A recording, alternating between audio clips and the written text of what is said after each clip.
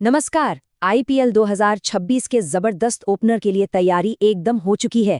एक तरफ है defending champions royal Challengers Bangalore और उनके सामने खड़े हैं विस्फोटक सनराइजर्स हैदराबाद। तो चलिए इस बड़े मुकाबले की रणनीति को थोड़ा गहराई से समझते हैं।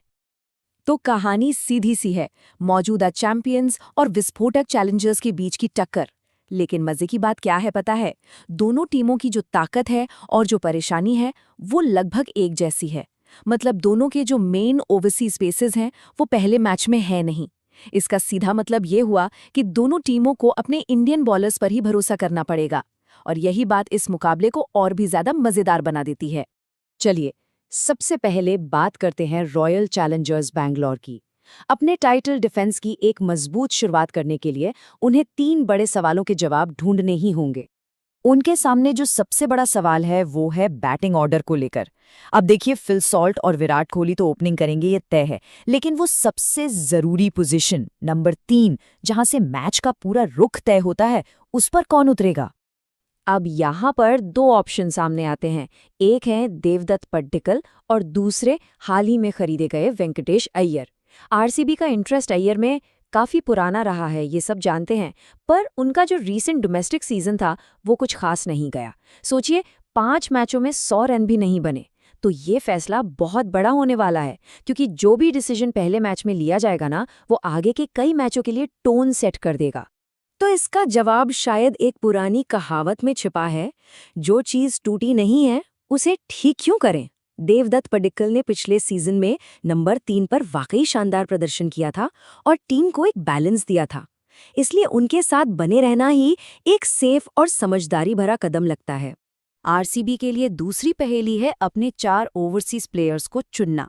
और क्योंकि स्टार पेसर जोश हेजलवुड पहले मैच के लिए अवेलेबल नहीं है, ये फैसला और भी मुश्किल हो जाता है।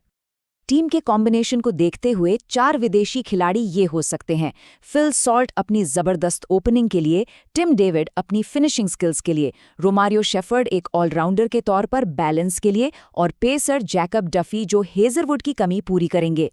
इसका मतलब ये हुआ कि जैकब बिथेल जैसे सुपरस्टार को शायद अपनी बारी के लिए थोड़ा इंतजार करना पड़ेगा। और अब आते हैं आरसीबी की तीसरी और आखिरी चुनौती पर। पिछले सीजन में ट्रॉफी जिताने में बहुत बड़ा रोल निभाने वाले यश दयाल भी नहीं है। तो अब सवाल है, उनकी जगह कौन लेगा? इसका जवाब है मंगेश यादव, एक यंग लेफ्ट आर्म पेसर जो नई गेंद से बॉलिंग करने के लिए पूरी तरह तैयार दिखते हैं। और एक दिलचस्प बात यह भी है कि ऑक्शन में मंगेश खुद बैंगलोर के लिए ही खेलना चाहते थे, और देखिए आखिरकार वो यही हैं। अच्छा, अब चिन्नास्वामी के मैदान और टॉस की बात करते हुए अपना फोकस सनराइजर्स हैदराबाद की तरफ शिफ्ट करते हैं। देखिए, इस मैदान की पिच की अपनी ही एक कहानी है जो एसआरएच की स्ट्रैटेजी पर काफी असर डाल सकती है। तो हैदराबाद के लिए सबसे बड़ा स्ट्रेटेजिक सवाल शायद यही है, अगर वो टॉस जीतते हैं तो उन्हें करना क्या चाहिए। यहाँ की जो पारंपरिक सोच है वो ये कहती है कि टॉस जीतो और बॉलिंग चुनो, लेकिन एसआरएच के लिए एक बोल्ड और शायद मैच जिताने वाली स्ट्रैटेजी हो सकती है पहले बैटिंग करना। अब सवाल उठता है, ऐसा क्यों? भाई इसलिए क्योंकि एसआरएच की सबसे बड़ी ताकत ही उनकी एक्सप्लोसिव बैटिंग है। अगर वो पहले बैटिंग करते हैं तो बिना किसी डर के एकदम खुलकर खेल सकते हैं। एक बहुत बड़ा टोटल बोर्ड पर लगा दिया और फिर क्या, स्कोरबोर्ड का प्रेशर ही आधा काम कर देता है। तब आरसीबी के बैट्समैन खुद गलतियां करने पर मजबूर हो जाते हैं, और वही अगर चेस करने की नौबत आई तो यही एक्सप्लोसिव अंदाज प्रेशर में बिखर भी सकता है। ये एक बहुत बड़ा फैक्टर है। अब आते हैं एसआरएच की दूसरी दुविधा पर। टैलेंटेड ऑलराउंडर नीतीश कुमार रेड्डी का टीम में सबसे अच्छा इस्तेमाल कैसे किया जाए। टीम अब तक उनके लिए कोई फिक्स बैटिंग पोजीशन ढूंढ नहीं पाई है। इसका एक सीधा साधा सॉल्यूशन है, उन्हें नंबर 5 पर एक परमानेंट रोल दे दिया जाए। वहां वो पारी को संभाल भी सकते हैं और आखिर में तेजी से रन भी बना सकते हैं। इससे बैटिंग ऑर्डर को स्टेबिलिटी और मजबूती दोनों मिलेगी। सनराइजर्स के लिए आखिरी टैक्टिकल सवाल उनके बॉलिंग अटैक को लेकर है। उनका तीसरा मेन पेसर कौन होना चाहिए? और इसका जवाब है ईशान मलिंगा। वो इस बॉलिंग अटैक में एक नई धार लेकर आएंगे। नई गेंद को स्विंग कराने और शुरू में ही विकेट लेने की जो उनकी काबिलियत है, वो मैच का रुख तेजी से बदल सकती है।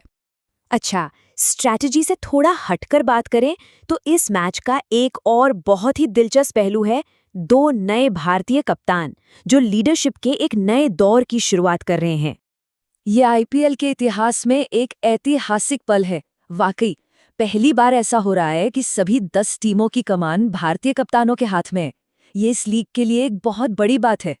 इस मैच में दो बहुत ही दिलचस्प कप्तान आमने सामने हैं। एक तरफ है रजत पाटीदार, जिनकी कहानी तो किसी मोटिवेशन से कम नहीं, अनसोल्ड रहने से लेके टीम के हीरो और अब कप्तान बने तक। और दूसरी तरफ है ईशान किशन, जिन्हें किस्मत का सिकंदर कहा जा सकता है, क्योंकि पिछले कुछ महीनों में उनकी किस्मत ने जो पलटी मारी है वो कमाल की है। तो आखिर में सबसे बड़ा सवाल यहीं आकर रुकता है, क्या रॉयल चैलेंजर्स बैंगलोर का चैंपियन वाला तजुर्बा सनराइजर्स हैदराबाद की हाई रिस्क और विस्फोटक स्ट्रैटेजी पर भारी पड़ेगा? इस शानदार मुकाबले का नतीजा चाहे जो भी हो, एक बात तो पक्की है, आईपीएल 2026 की शुरुआत यादगार होने वाली है।